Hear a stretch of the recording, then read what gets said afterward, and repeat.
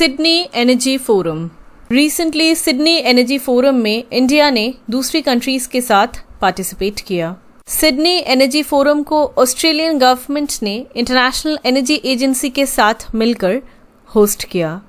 इस फोरम की पार्टनर थी बिजनेस काउंसिल ऑफ ऑस्ट्रेलिया। इस फोरम को अटेंड किया United states, Japan, India, Indonesia और एक पैसिफिक आइलैंड है समोआ, इन सब कंट्रीज की मिनिस्टर्स ने। इस फोरम की थीम रही securing clean energy supply chains for the Indo Pacific.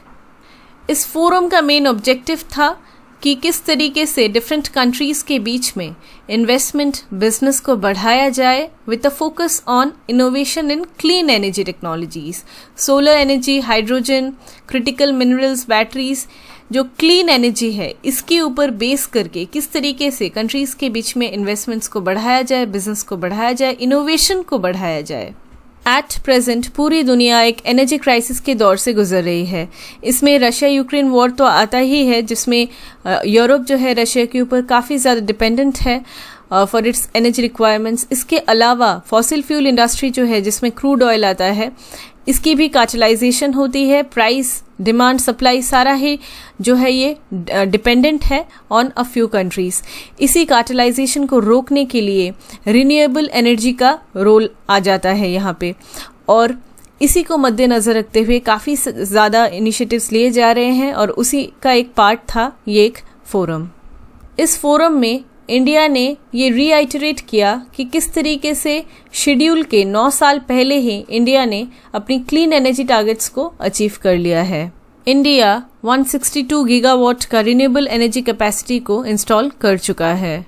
इस टारगेट को इंडिया ने 2021 में ही अचीव कर लिया था नवंबर मंथ में, और ग्लासगो में जो COP21 की मीट हुई थी, UN COP21 की मीट, वहाँ पे भी इंडिया ने ये कमिट किया है कि 2030 तक हम 500 गीगावाट का रिन्यूएबल एनर्जी को इंस्टॉल कर लेंगे, जो हमारी पूरी इंस्टॉल्ड कैपेसिटी का 50% होगा। पेरिस अग्रीमेंट के तहत कंट्रीज खुद ही NDCs that is nationally determined contribution को इस्टेब्लिश करती है।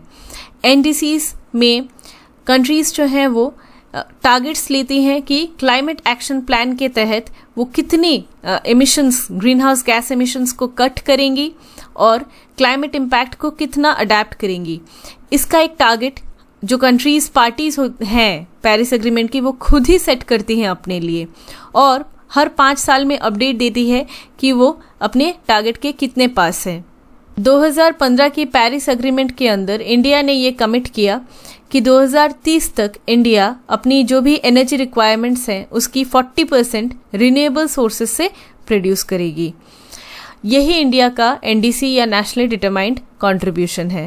एट प्रेजेंट हमें पता है कि थर्मल सोर्सेज से ही इलेक्ट्रिसिटी और दूसरी एनर्जी रिक्वायरमेंट्स जो हैं वो प्रोड्यूस होती हैं, तो इसी को रिवर्स करने का टारगेट है।